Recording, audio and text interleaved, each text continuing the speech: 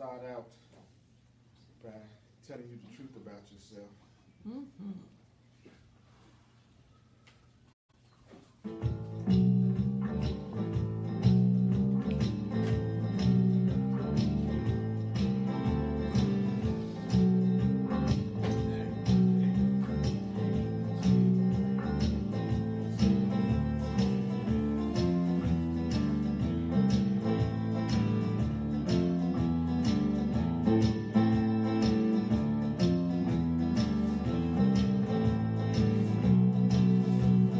Listen very carefully. You are sinless, you are sinless, you are a child of God. What? You are sinless, you are sinless, loves you like you are. Your invulnerability was your father's guarantee that you would forever be completely free. Listen now. I don't care what they say about you. I don't care what they're saying. You are guiltless, you are guiltless, love you. Even you, Connor. Say what? Was your father's guarantee that you would forever be completely free. Completely free. But you keep on singing. Say what? But you keep on singing. What? Yes, you keep on singing. Singing what? The blues. You gotta stop singing. Say what? Stop singing. When are we going to stop singing? Stop singing. When are we going to stop singing? We got nothing to live. Welcome to A Course in Miracles on Facebook Live and in the Room Live. I'm your facilitator, Earl Purdy. And I want you to know that I'm so grateful that you are here in person and here online. And we have to really stop lying. That's important for us to let go of our self-deception so we can be completely free. Say what? You are sinless, you are sinless, you are a child of God. You are sinless, you are sinless, love you like you are. What? Your invulnerability was your father's guarantee that you would forever Be what? Completely? free. But what happens? But you keep on singing. What happens all the time? Keep on singing. What happened just last night? Keep on singing. You gotta let it go, you gotta let it go. It's time for you to quit singing. It's time for you to quit singing. Quit singing. It's time for you to quit singing.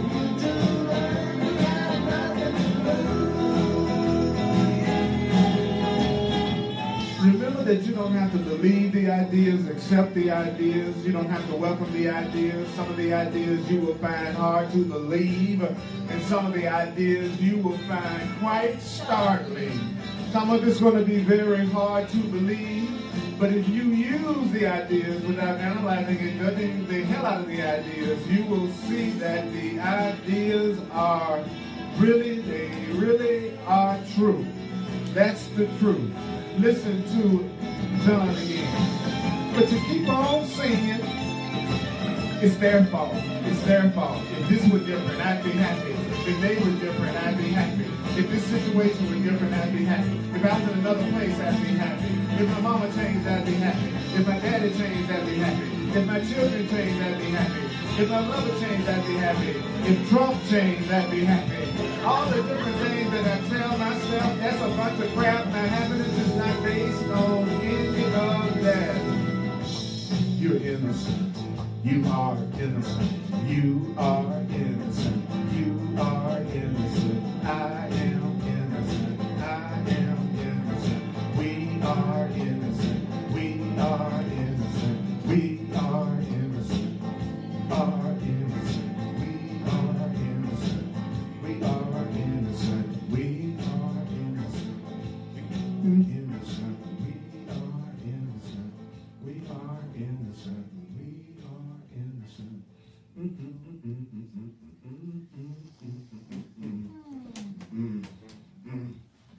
I'm telling you. Thank you for coming. Would you acknowledge yourself for making it?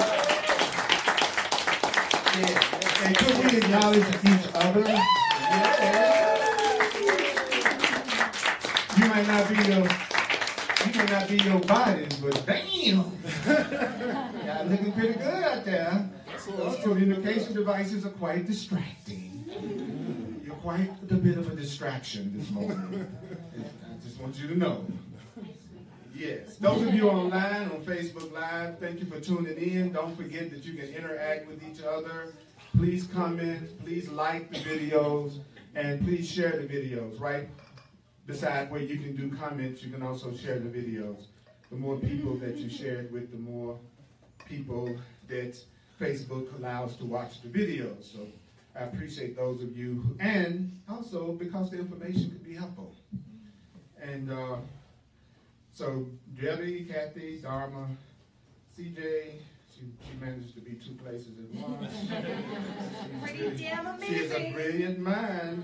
She's a brilliant being. Okay, and a bunch of new names and faces. Susan and June and the rest of you. Yeah. Today we're going to talk about something that is a needless subject for most of us, but it's called honesty. And so honesty is a really important quality. And it's in the Course in Miracles on page 11 in the Manual for Teachers in the Foundation for Inner Peace version. Page 11, Manual for Peace, Foundation for Inner Peace version of the Course in Miracles. It's on page 11 in the Manual for Teachers. And we're going to talk about honesty. Honesty. Several things I want to talk about today, as a matter of fact. Oh, really? But I'm going to start out with honesty. Okay. All right? I've never had that problem.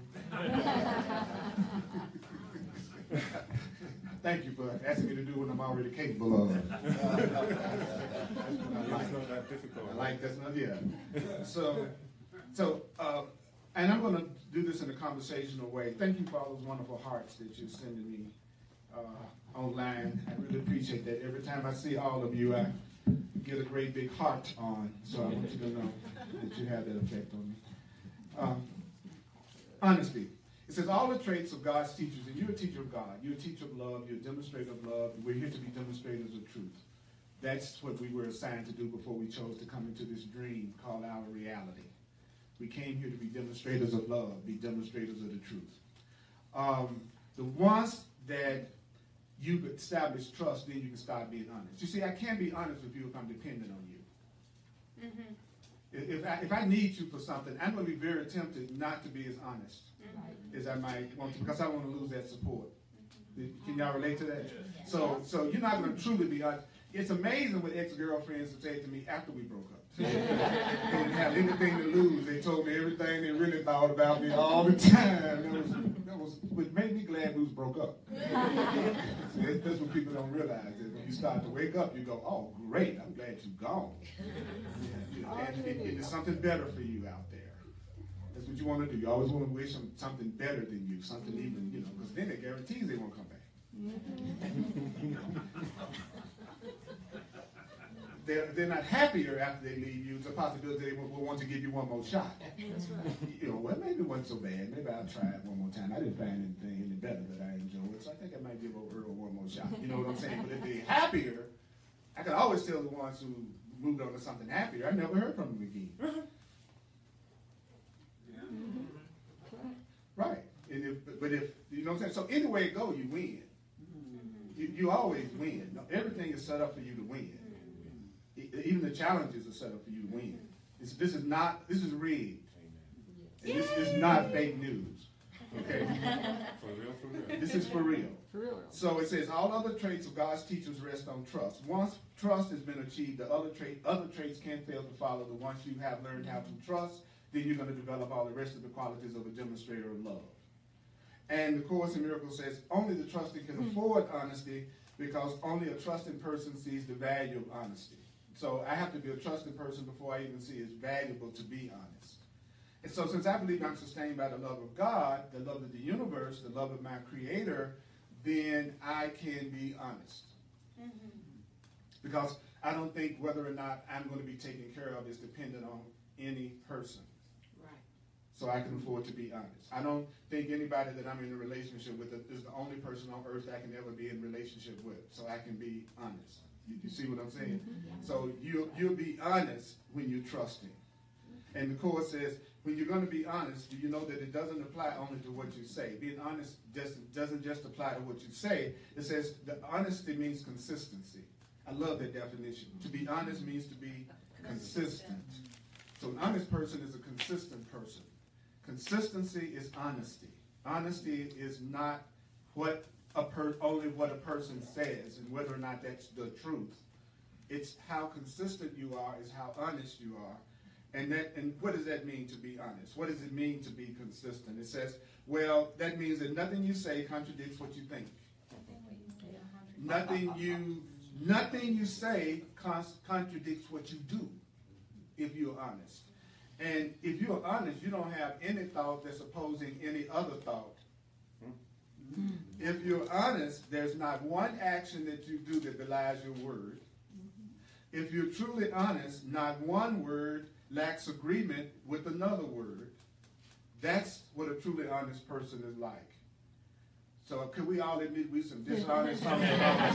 It's a bunch of dishonest folks probably sitting up here in this room right now and listening to me right now, and that's okay because that's what we're here to do, to move toward the level of honesty that we want to move toward. Readiness is not mastery. If we already knew how to do all this perfectly, there would be no need to be in here, and there is no circumstance where condemning yourself is the answer.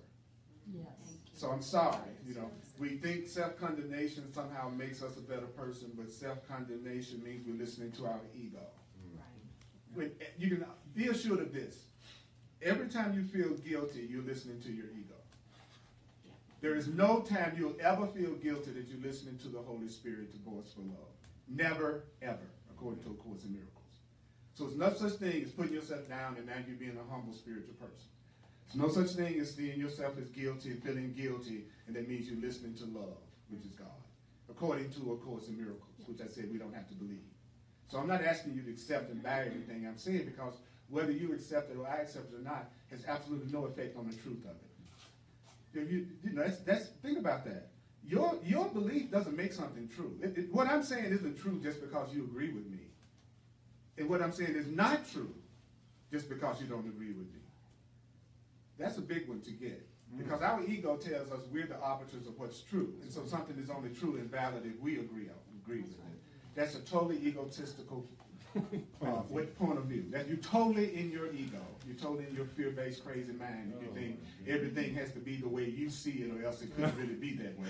When I say that back to you, doesn't that sound crazy? But we do it. Part of us does that. Some of you are probably doing that right now. You see the people, well, I'm going to listen to Brother Purdy, and if I agree, then that's class. He really did mean, but that was the truth, because I agree. I don't care.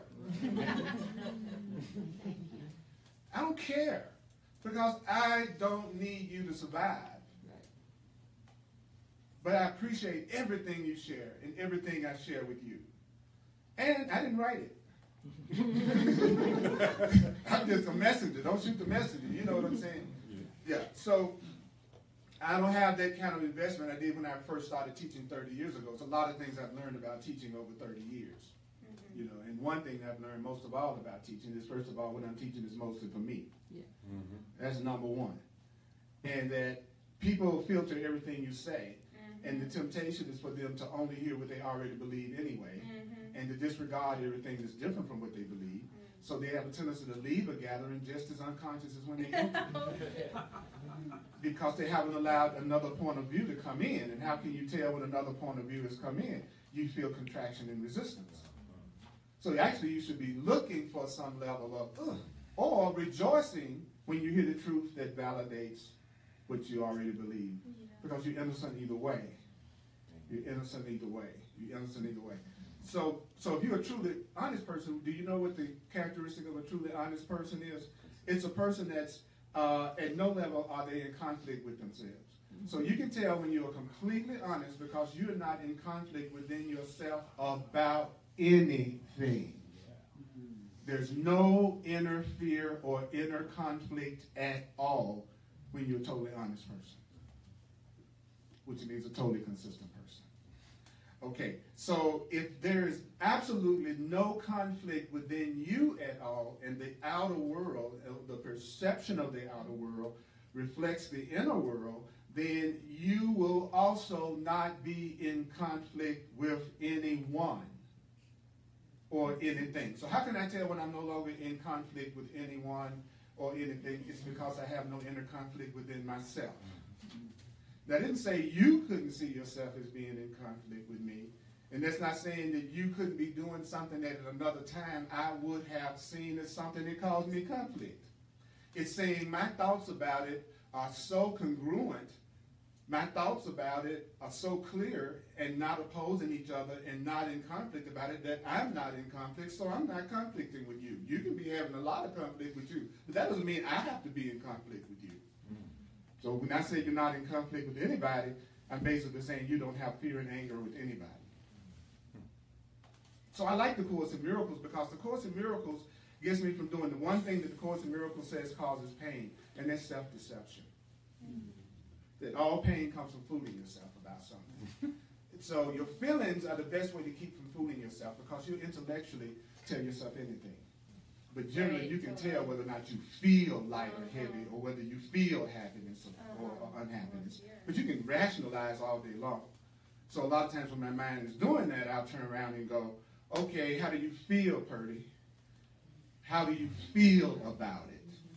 And then my feelings will tell me the judgments that I'm really having about it that need to be changed. Okay, so are there any questions or comments about that first paragraph?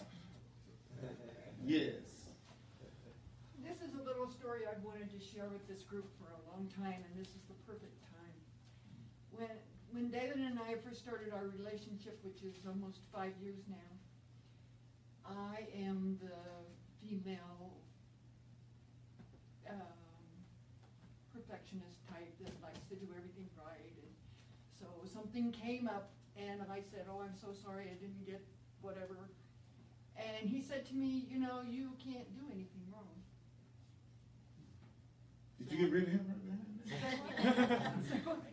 Said, if I don't like what it is that's going on with you, I need to be looking at me. And I went, whoa. Well, what did that get me looking at me? Right. And did that get him looking at him? And has that continued this whole 5 years? And has that been a pivotal point for us, just as you're saying? And so I just had to share that. So Standing ovation. that's so good to hear. Yes. Here he comes. Yeah. Yay, Yeah, that's the key to having an easy relationship is to be in a relationship with someone that's taking responsibility for their perceptions of things and their experience of things. That's who you want to hang out with. Somebody that's taking responsibility for what they are feeling and experiencing. So that was very gratifying. Thank you for sharing that. Anybody? I love to hear stories like that. Yeah. Anybody else have anything they want to say before I go? Yeah, the most.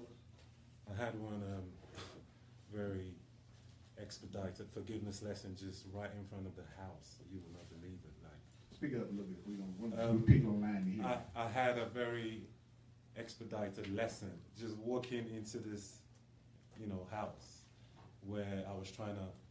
You guys know how you reverse park, right? Yeah. And I hit that camper van. Just I don't know how hard. And the next minute I know, I see a man just standing next to me, like. But I didn't even know how to perceive it. I didn't know what he wanted.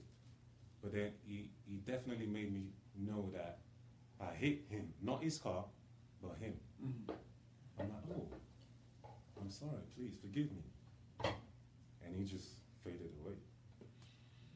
Forgive me, and he faded away. There's literally, in the Course in Miracles workbook that you told us, said, I will forgive and this will disappear. Right. I mean, literally, that's what's in the Exactly. book. And he said, I forgave and he just disappeared. Yeah. A lot of people that you think you have grievances for, it's a possibility that you blessed and released them and you forgave them and they just disappeared. Many times what you consider as people leaving you is forgiveness. That's right. So don't think that just Right. because someone leaves your life, that means you got a grievance. Right. It could be you've actually forgiven them. you know. You're probably doing better and are better and moving faster than you think. Okay? Don't forget, there's a part of you called the ego that has a vested interest in keeping you feeling angry, guilty, in conflict, and upset, because the upset keeps you feeling separate. And if I feel separate and afraid, I can't hear my inner guidance. So so there's a conspiracy to keep you from hearing your divine self.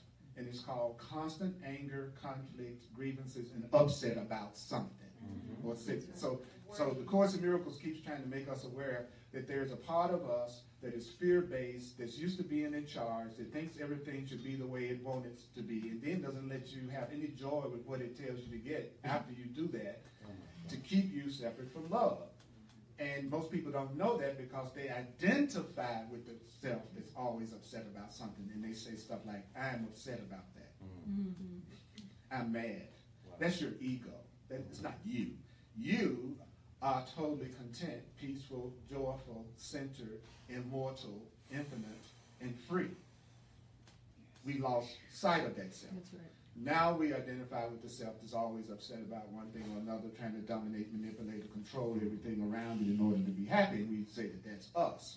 And then we're busy trying to figure out the solutions to the things this part of us that we are making up is telling us.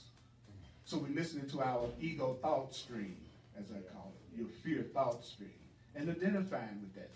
So it keeps us busy with one thing after another thing that we're trying to deal with every day. And as soon as you solve one problem, another one comes up. And as soon as you solve that one, the next one comes up. And then you're looking at the problems in the world. It doesn't seem like there's any end to all the problems that we have to deal with. It's a trick to keep you unaware that you're connected to God and that you're a divine being. You are falling for a trick, according to the Course.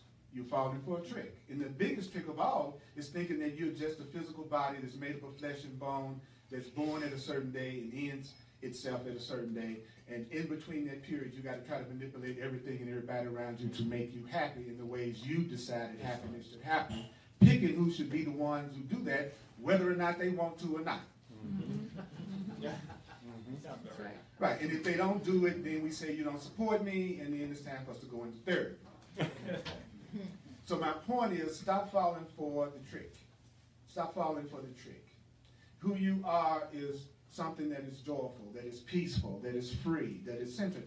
And any part of you that's not experiencing that ain't you. That's the false self you made up and now you think is you.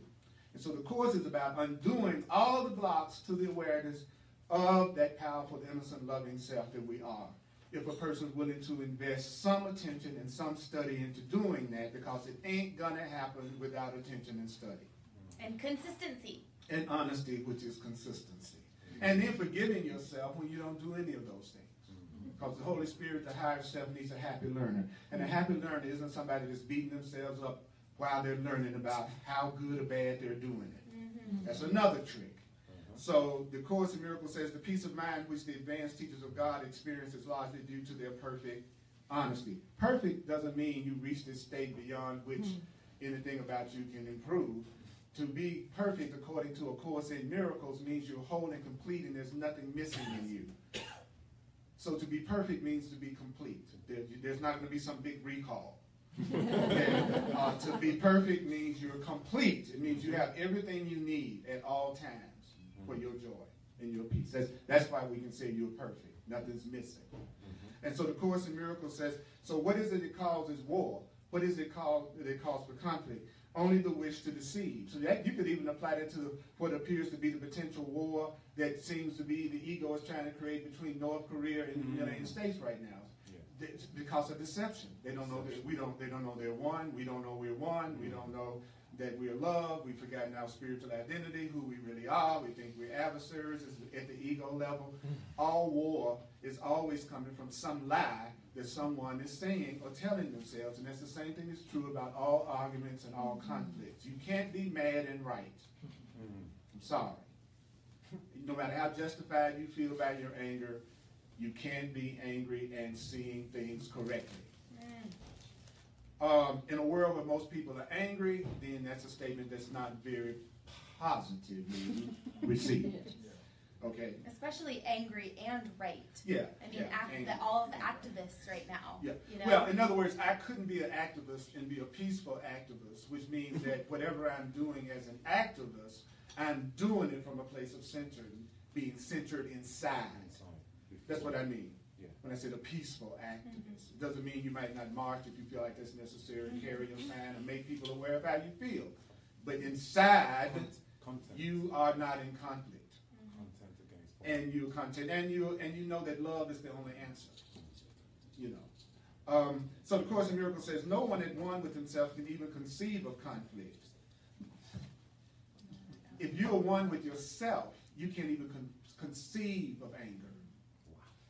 Conflict is the inevitable result of self-deception. So what I do is I go, okay, I am in conflict, I am deceiving myself about something. I don't have to know specifically what that is. I just need to tell myself the truth. I am in conflict. There is something I need to see differently. And it says conflict is the inevitable result of self-deception, and self-deception is dishonesty. There is no, how else can you tell if you're true? Now, it's telling us about what we're going to be like when we get our act together, right? So when it says stuff like, there is no challenge for a teacher of God. So if you're a true demonstrator of God, if you're a true demonstrator of love, if you're a true demonstrator of the truth, then the Course in Miracles says, you don't see challenges. Mm-hmm. Challenges implies doubt. How can I have doubt if I'm trusting in my connection to Source? So just the mere fact that I see it as a challenge implies doubt, but it doesn't mean seeing it as a challenge is a sin. Mm-hmm. Because there is no sin. So the reason why there's no doubt is because the trust that I, as a teacher of God, the trust that I rest secure in God, my source, makes doubt impossible. So what am I telling myself when I'm in doubt? I'm telling myself and letting myself know I'm not resting secure in my Creator. I'm not resting secure in love and truth in God. Why? Because I'm full of doubt. So the Course in Miracles, I believe, after sharing it 30-something years, 37, is that it's so hard for the ego part of the mind to take part in the Course in Miracles because the fear-based, ego-based part of us, it only exists through deception. And so anything that makes us be truly honest with ourselves about our ego does not want us to hear. So if you're a truly loving person that's consistently talking the truth and demonstrating the truth, people who are not ready to live that much peace will not be attracted to you and won't stay with you very long. So sometimes when you begin to wake up spiritually, instead of it looking like you have more friends and more people around you, it will look like people are dropping away. Because you're no longer fulfilling the role you used to fulfill for them. And so they need somebody else a lot of times to do that. Or they are making the same shift you are, so they'll join you. And then sometimes you have to consciously choose out of the relationships. Mm-hmm. And that's okay too. You know. One of my favorite lines from A Course in Miracles is recognize misery and go the other way. Right? Yeah. Recognize misery and stop going toward it. Right? And so the Course in Miracles says you can only succeed if you don't have any doubt and you don't see anything as a challenge because you're in touch with Source. So in this, as in all things, you're going to be truly consistent, which means truly honest. And so you're going to start choosing for everybody, all the world, everything in the world. You're going to start choosing for everything that doesn't change, which is love. You're going to start choosing for what's unchangeable beyond appearances. What's unchangeable beyond appearances in this room right now is our oneness and the fact that we are loved and the fact that we are connected and the fact that we are spiritual beings and the fact that we aren't victims. We are the creators of our experience and our perception of our experience. Your world is a reflection of your interpretations, your attitudes, your projections, and the meanings that you choose. Mm-hmm. You know what I'm saying? You're responsible for that relationship you're in. You gave them your number. So you are responsible for the relationships you're in because there's not a ball and chain around your ankle and you're still in it. So So stop saying it's the other person that's making you do anything. Nobody's making you do anything. You're the one that's choosing to do it. And that's a good thing to hear. That's a great thing. That's a great thing to hear. It's not a bad thing to hear. It's only frustrating for somebody who wants to try to make someone else bend to their will. They're the ones that don't want to hear you don't control somebody else's reality, and it's nobody else's responsibility to make you happy. It's someone who's lazy. Yeah. Because they don't want to do what's necessary to find their happiness from within, and they've made it your responsibility. Many people form relationships with people to hide the way they feel about themselves. I don't like me. I don't feel whole and complete. I'm going to get my value from the specialness you give me.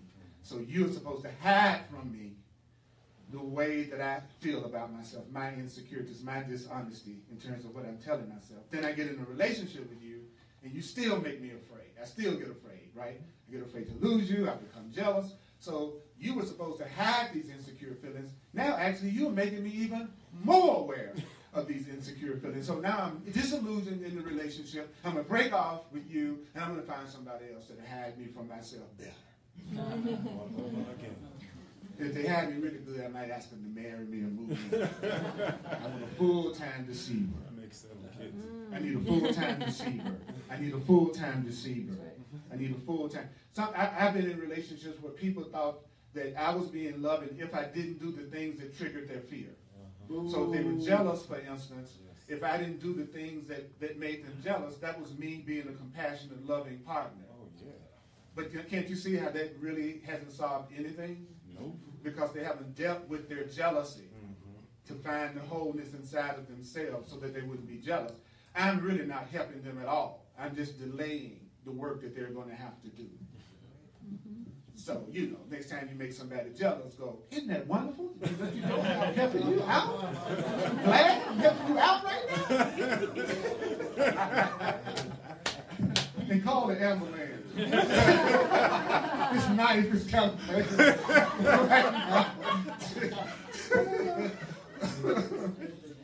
So it says if you're really honest, you're going to start choosing for everybody. And what does that mean? It means that I'm going to choose that. For me, it means that I'm going to choose that you are equal to me and you have the exact same abilities, talents. You have the same opportunities to live your life the way that would be a loving way as I do. I'm deciding to be happy for everybody. I'm deciding to be peaceful for everybody. Okay? And the Course in Miracles says you're also choosing for your Creator. If you're choosing for what's beyond appearances, then you're choosing for what's real. And what's real is love, and love is God. So how could you not succeed? You're choosing in perfect honesty. You're choosing in perfect consistency. You're sure of your choice, and you're sure of yourself. So when you're sure of yourself, you're sure of your choices.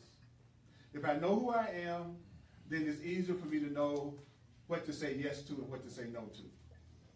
Because I know who I am, and I know what I like, and I know what I value, and I know what's important to me. So therefore, it's easier for me to make decisions.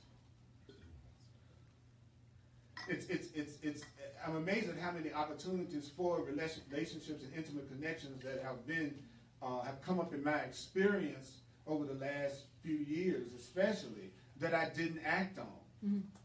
That I didn't act on. Because I knew myself. And so I could listen to them, listen to their values, listen to what they want, listen to what's important to them, and absolutely know I wouldn't be the person that could do it. So then I wouldn't go ahead and move forward. But when I was just wanting to get the body, who cared about the mind? Just shut up. So I know, right? Don't say that to be cool. Just want the body. So that's what. So now my voice always goes when there's a physical attraction, which I call my attraction to you. It says, "What is the purpose? What is it for?" Then I cuss the Holy Spirit out and then try to listen to what it's saying. What's the purpose, Purdy? You know what the purpose is, but is that a real purpose? Just call me Purpose Purdy. That's it. That's my name. So that was honesty. So are we all sufficiently dishonest and are moving toward honesty? Yes. Yay. Okay. Everybody online. At least I'm honest about being dishonest. Are you being honest about being dishonest? Yeah. I like radical honesty. Yeah, me too. So before I go to tolerance, another thing that you all are already good at.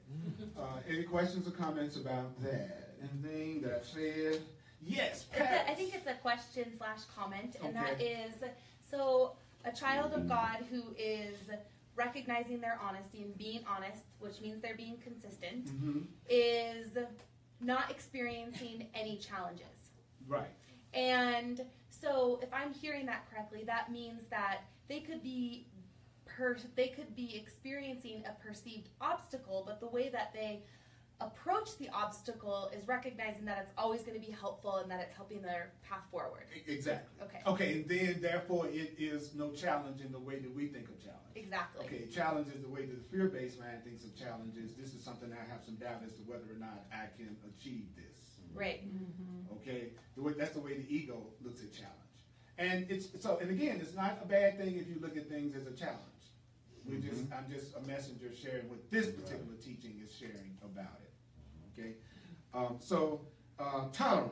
tolerance.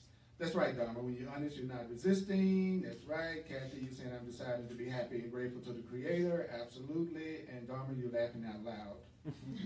Okay. All right. You can't hear you. We can't hear in here. You're laughing out loud. But we feel you, sister. But we can feel you, sister. All right. Tolerance. The first thing to realize about a teacher of God, a teacher of love, is that they don't judge. That sounds kind of right. We all on probation. To judge is to be what? Dishonest. And why is it dishonest to judge? The reason why it's dishonest to judge is because when you judge, you're assuming a position you don't have. You're not the judge of me. So that's what makes it dishonest. It is not your function to judge me. That is not your power to judge me. And so it's no way you can judge and not be deceiving yourself. Because if you're judging, you're deceiving yourself by assuming you have a power that's not yours. That's the deception. That I can even sit up here and think that my place in your life is to judge you. So if you're judging, then you're deceived in everybody. And the Course says, how then can you not be deceived in yourself? If I'm deceived in you, I'm deceived in me. We are one. So judgment implies a lack of trust. And trust is the bedrock of a teacher of God. And if you let your trust be gone, everything else is gone with it. All your peace is gone with it. All your security is gone with it. All your happiness is gone when there's no trust. So when you say I love someone, you're saying I absolutely, totally, completely, 100% trust you. And you get a real good indication of how much you're really meaning I love you. You can't love me and don't trust me. You can't love me and not trust me. And the only reason why I have a problem trusting you is I don't remember and know who you really are, and I'm confusing you with your personality and your ego. That's why I don't trust you. I didn't say don't trust the ego. I don't trust any egos. I don't even try to trust the ego. So I'm not saying trust egos. So if you're talking to somebody and they don't know they're one with you, united with you, joined with you, that they're the creator of their experience, then you're right not to trust their ego, their personality, because they're going to be completely inconsistent. You're not going to know how they're going to be, and they're going to be unpredictable. So you can't trust them in that sense. But there's a part of them that is divine that, according to A Course in Miracles, that you can trust. And if you trust in that part, then that part of them could actually have an effect on what appears to be their ego. Like when I have something I want to say to someone that I feel like our personalities and outlook on life and perception of reality are radically different, I don't try to talk to them and convince them person to person. I communicate to their higher self from my higher self, and I ask my Holy Spirit to communicate with their Holy Spirit. But I don't bother to call them on the phone and try to convince them to do something that's absolutely what I know their ego selves has no possibility that they're going to do. And then if it doesn't change, then I have to accept this for my own best interest, because I really don't know what my own best interest is, and it's a possibility this person being exactly the way they are is the best thing that could have ever happened to me. Yeah, just because what you do or say doesn't feel good to me doesn't make it wrong. And so unconscious people live with one guiding rule. Do you know what that guiding rule is? The body's comfort. Most people are only want comfort. They're trying to live a life that they avoid anything that would make them feel the least bit uncomfortable at all. That's how they try to set up their day. That all day long, nothing should happen that makes me feel uncomfortable. You know, that's not a conscious being. Okay, a conscious being knows that you want to be on your edge, that you want to continue to expand and grow. And that's not going to always feel comfortable. So the Course in Miracles says, let what be lost? Trust be lost. It says, in all your learning goes. Without judgment, wouldn't everything be acceptable? Without judgment, wouldn't we see everybody as equal and connected to us? Without judgment, without me seeing you as separate from me, who in this room would seem separate from me? Nobody. So judgment destroys honesty, destroys consistency, and it shadows trust. If I'm judging you, condemning you, comparing, trying to be special, which means I either got to be inferior to you or superior to you. To be special, I got to be superior or inferior. There's got to be something about me that stands out, that singles me out. So just the desire to be special is a request for separation. But the desire for happiness is the request to join. Because if I want to be special, if I want to be number one, if I want to be the one that's singled out, I got to protect that position at all times, which means I have to see everybody as being in competition with me, so I can't trust you. You might get what it is I have. So now I'm in dishonesty, I'm in judgment, my trust is shattered, and I need help. I'm calling my friends on the phone, freaking out. Right? Okay, that was the end of tolerance. I had a lot of tolerance for tolerance. A lot of tolerance. Any questions, any comments, any ahas about that section on tolerance? My brother. Yes, my brother. Just want to say thank you for being here and sharing this information and this truth with us. Appreciate you. All that I give is given to myself, brother. Amen. You are myself. And I am looking beyond the appearances of you being a different person from me. And that's why I trust you. I trust you. Yeah, I know it. That's right. And that's it. We got to look beyond the appearance of separation to get to the real reality that we are. Yes. Yes, CJ. Yes, CJ. Yes. LaShaw says. Who? LaShaw. Okay. Okay. Says, thank you for the necessary nugget, Earl. I choose to allow my higher self to communicate with the higher self of others. That's right. I join you in that. You know, I hope everyone of you reach your limit of pain. I hope that people have different pain tolerances, and I hope you reach your limit, because it's only when you reach your limit that you will sincerely go, there must be a better way, and you'll be consistent about doing something about it. So sometimes when you interfere with people when they are having problems, and you try to fix them or rescue them, you're delaying their commitment to their transformation. You're not really helping them at all. It would look like you are, but you're not. Sometimes you have to know intuitively when to let people crash and burn, so that they'll go, I've had enough. See, the challenge, another thing that I've noticed in watching myself over the years through others, is that I've had a chance to see what students tend to really make evolutionary leaps and those that don't. I find that suffering is the fastest way. It's not the way that I would wish on anyone, but I have to admit, those are the people that get off their butts and really want to make sure that they're happy and they do something. The ones who suffer. Okay. Now, then there are people who have applied the truth, and their lives are really going great from within. They are happy. They feel joyful. They feel grateful. And then they're studying really hard, because they saw that their studying created that for them, and they want to make sure it doesn't end. In other words, they're not going to drive their car without refueling it. Mm-hmm. Yes. See, sometimes when people get what they want, they stop studying and stop meditating and stop focusing on the truth. Because they're treating it like, I got a headache, you gave me an aspirin, now I don't have the headache anymore, so I'm not going to focus on the aspirin. So many people will come to a class in crisis, begin to get benefit, and when things go better, they never come back, because it wasn't about the truth, it was about the body's comfort. Right, right. So conscious beings go, woo, I can see my life is so much better than it ever has been before because I focused in on the truth and I really was willing to look at things another way. I'm going to study more than ever. I'm 37 years into the Course in Miracles, and I spent 2 hours studying this morning before I got here. Yeah. And I do it every day because I want to keep my tank full. I don't even let it get half full. Oh, yeah. You know what I'm saying? Especially when it's expensive now. Especially at the price of gas right now. You know? Yeah. So that's and so I'm going to be doing a series of one-day seminars coming up, and for people who really have suffered and want to change, or the ones who sincerely happy and want to go to the next level.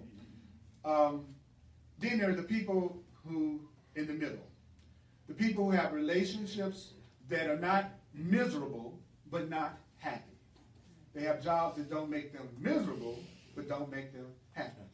You see, so they're the ones who do the least. Those are the ones who usually don't study, don't get serious, don't have any consistency. Why? Because they're not suffering so much, and they're not so happy they don't want to lose it. So they just kind of see this kind of stuff as entertainment. Or something that, well, you know, I don't know, do I go to the movie or go to Earl's class? You know, it's just entertainment. It's like, oh, that'd be nice to kind of hear that today. Why? Because your life isn't miserable. And your life isn't really over-the-top joyful, so you don't really get moved that much. So I hope that you suffer so much that you wake up, or I hope that you have total joy so much that you want to maintain it. And I pray that you get out of that shade of gray place that doesn't allow you to experience your life the way that you should, because it's tolerable. It's tolerable. We will the same for It's you. tolerable. So whatever you think you're asking for in the world that you think is going to make you happy, the Course in Miracles says, ask for the correct perception of that thing. If I want a job, I ask for the correct perception of jobs. If I want money, I ask for the correct perception of money. If I want a physical healing, I ask for the correct perception of physical healing. Because the only thing that can be wrong, according to the Course in Miracles, is your perception, your way you're looking at it. So you ask for the correct perception of whatever area of your life that you have a problem in. Wow. See, that's different. That's different, because there's something I'm not seeing correctly. I'm an unlimited creative being. If I was to see it differently, it would be different in my perception. Yes. You all are gods. Yeah. Even the Bible says that, and they never talk about it. Right. There's a line in the Bible where Jesus says, don't you know that you are gods? Yeah. No. I would say, nah, you're just kidding. Nah, look at my body. Look at what's going on. How can I be a god? I got a toothache. That's the purpose of the toothache. Why? Because it makes you think you're not a god. It makes you think you're not spirit. That's the whole purpose of pain and pleasure. Right. Pain makes you think you're a body. I was talking to a friend just last night who's been through a very challenging physical situation, who was a devoted course student.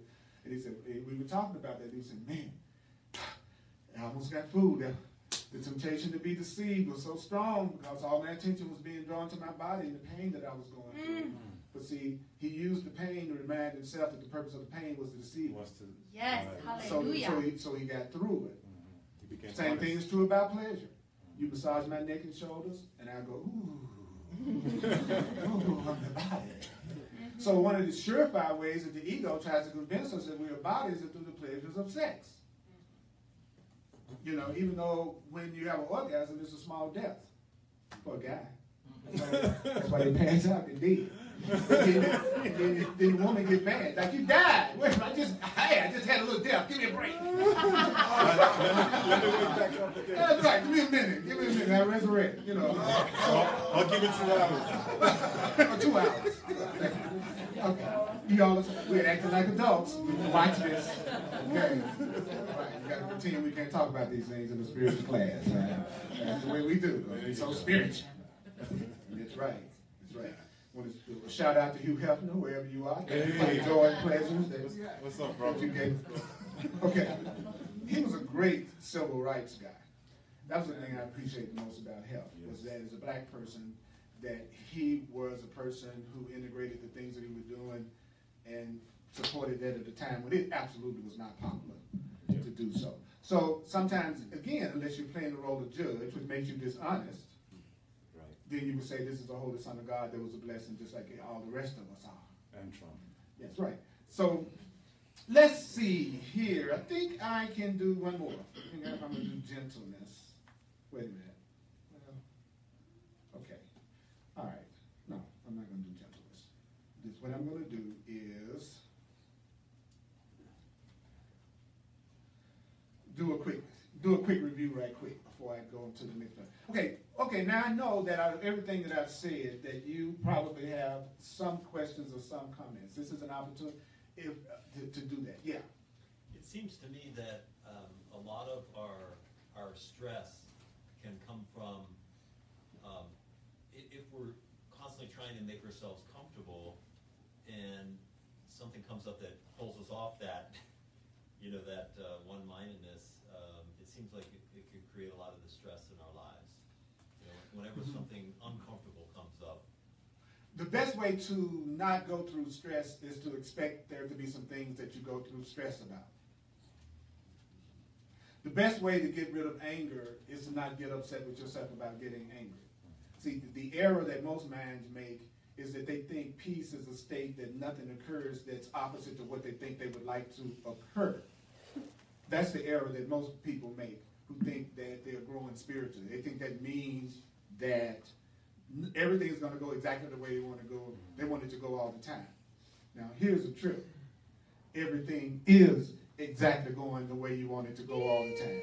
You're just not aware of what you're asking for all the time. There's never a moment that anything isn't happening that's exactly what you want to happen all the time, because you're the one that's determining how you see it. And since you're the one that's choosing how you see it, then you're the one that's determining whether or not you keep experiencing it within yourself, because you've forgotten that your feelings and emotions are coming from your projections of interpretation and meaning as opposed to what's happening on the outer. For instance, if I was choking on a piece of meat and you came up behind me and you hit me in the back as hard as you could, and then the meat shot out, then I would say thank you for hitting me upside the back.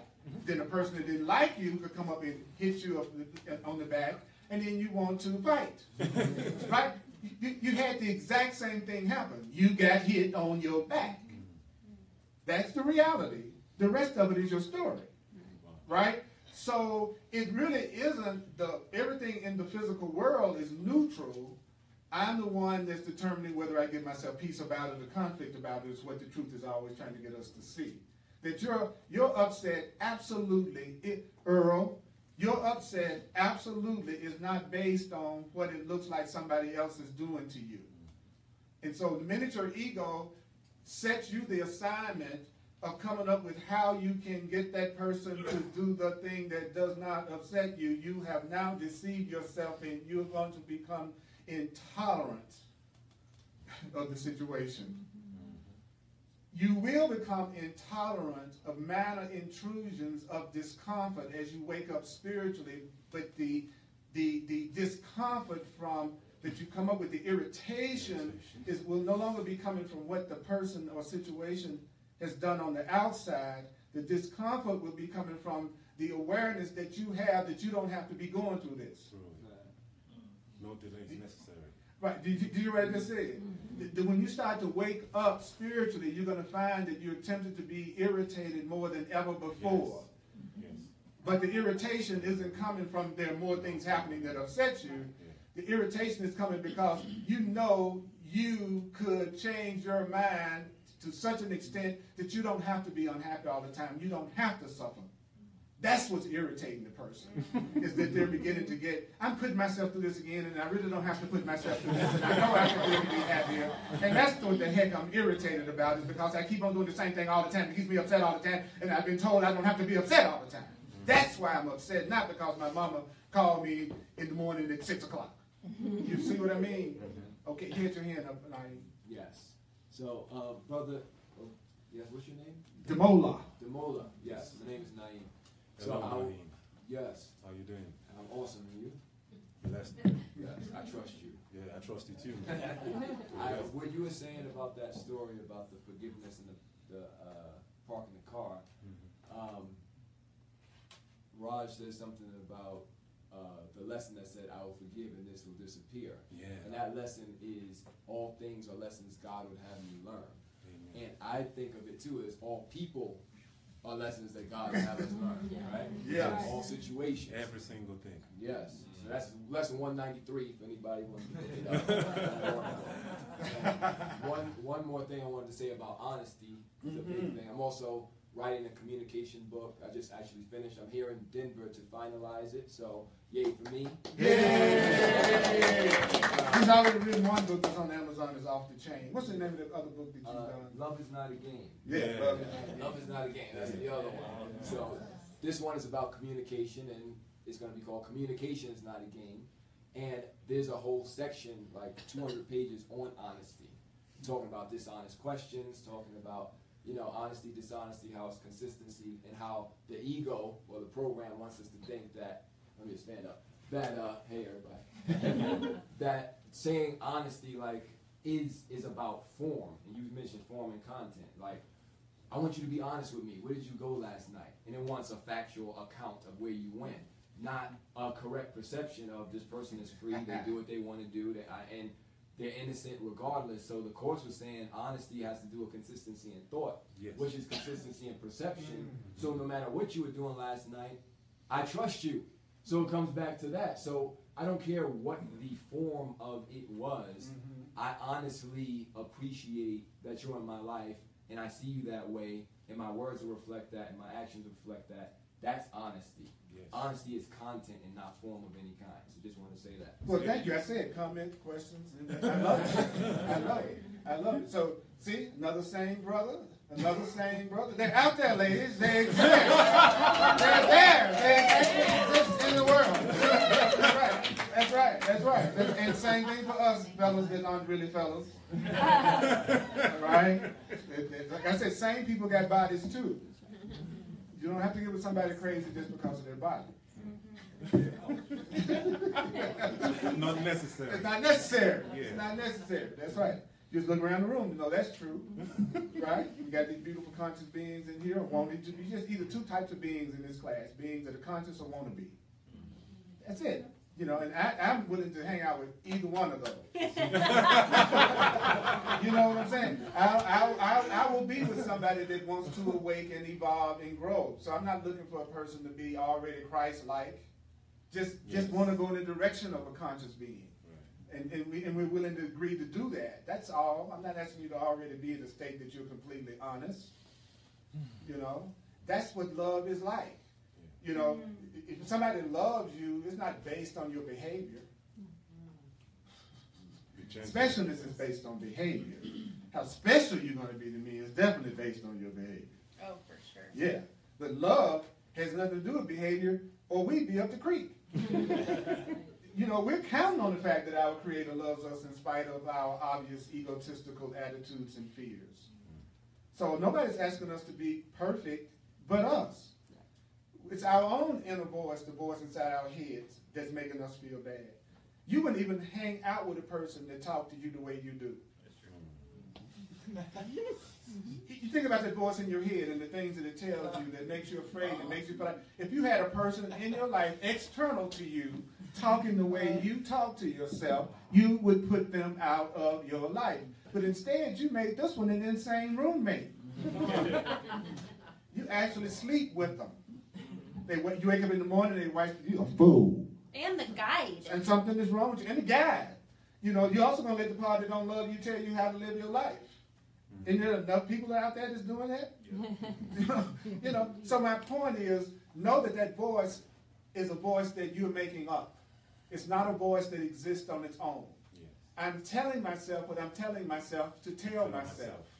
I'm telling myself what I'm telling myself to tell myself. And then what I'm telling myself is making me feel the way that I feel. So getting rid of your ego is the same as no longer believing the voice that's lying to you. It's still going to be there because that's just part of listening to the thought stream of the world.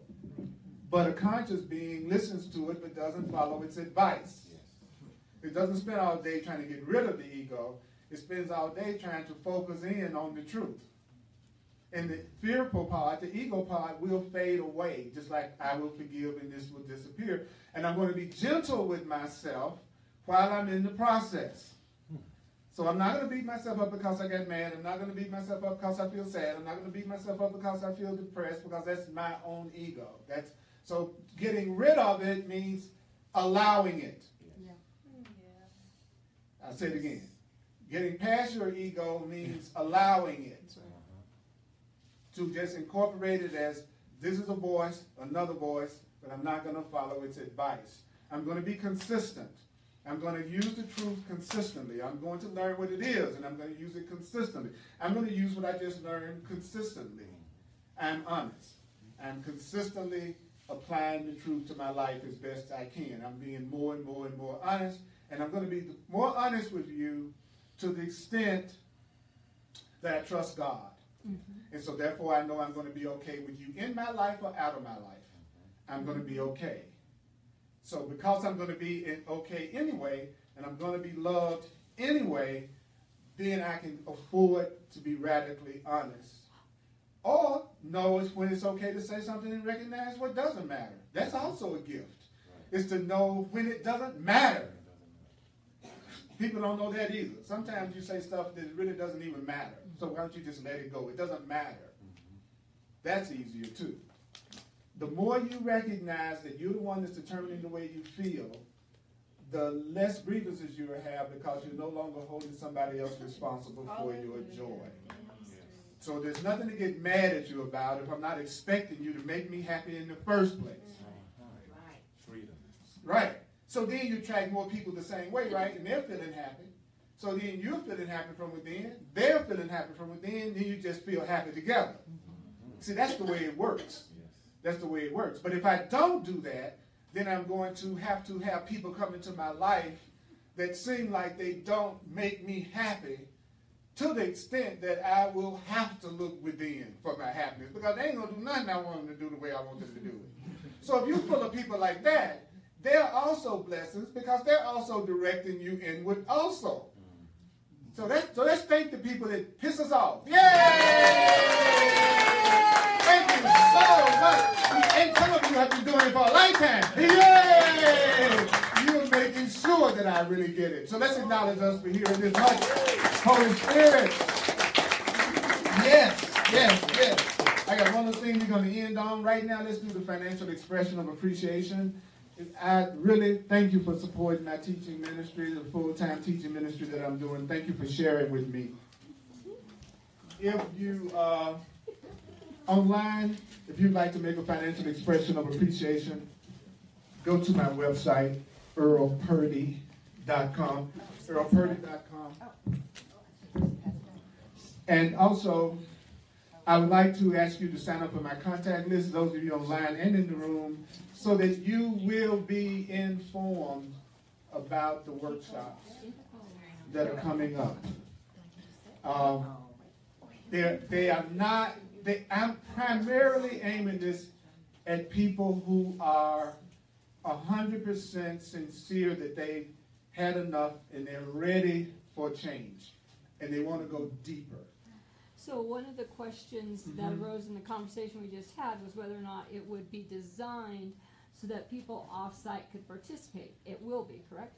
Yes, it will be designed so that those who are physically present as well as those who are online would be able to attend. Great. That's where I'm going to do everything. Do we have a date yet? That I'm doing. I'll have that this week. Great. Awesome.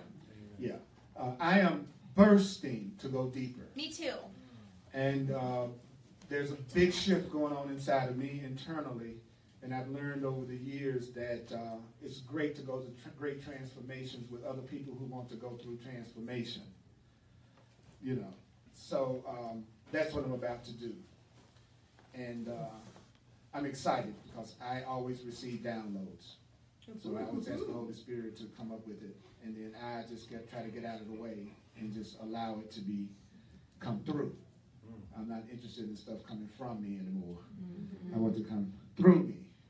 You know, like one of my favorite meals that I overeat or something. So, was that too much information? I forget that. That's a judgment. That's a judgment. Yeah, I know. I forget that like you all of me or something. We would judge you. What I was doing.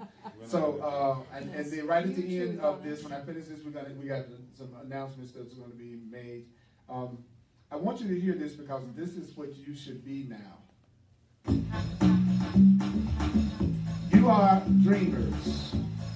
The Course in Miracles says this is a dream.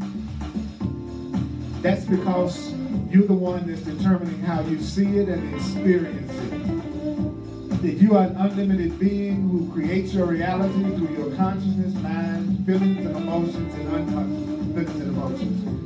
And if there are things you see as injustices in the world, I'm not saying that if your inner self does not tell you to get actively involved to make a change on the outer, that you shouldn't do that.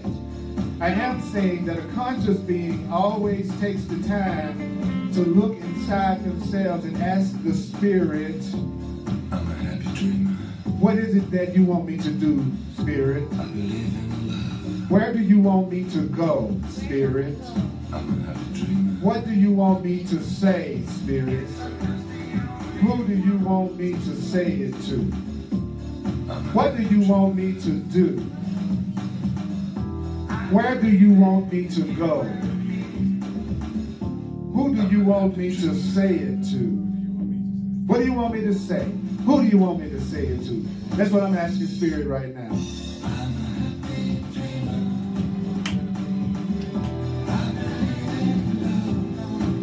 Let yourself feel it now. I'm going to be honest with you. I'm going to be consistent with you. I want to be honest with you. That means I want to be consistent with you. I want to practice the truth with you.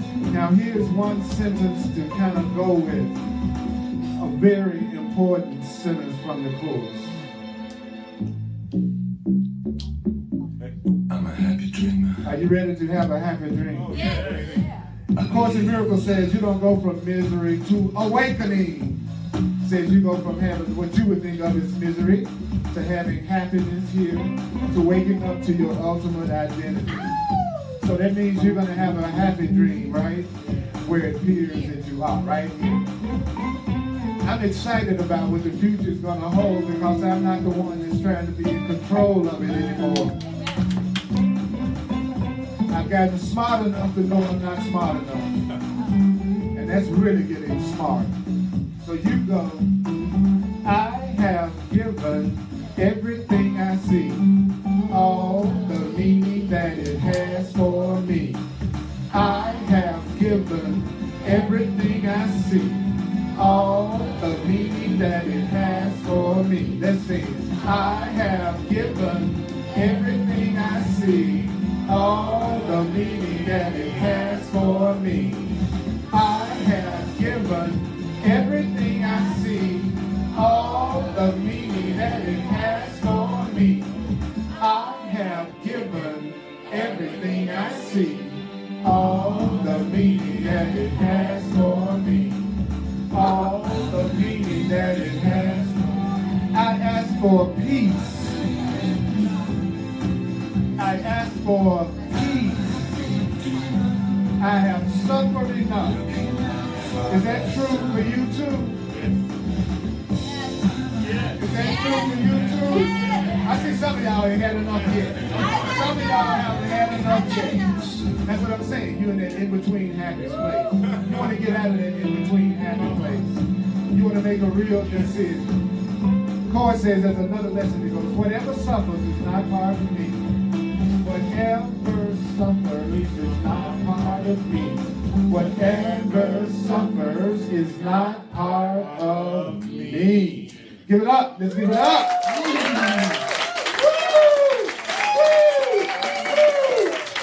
And those of you, I'm available for one-on-one sessions called Clarity Sessions. Go to my website, earlpurdy.com. It explains what I do with you on a one-on-one. And it's honest and consistent, and I'm tolerant. All right? And Sheila wants to make an announcement also. I love y'all so much. Tuesday night, 7 p.m., The Way of Mastery online only on Facebook. And then, of course, of love, I do it online at 7 p.m. Mountain Time on Thursday evening. All right. All right. Online folk, I love you. He loves everybody. I know, that's what I know. I've been condemned for that.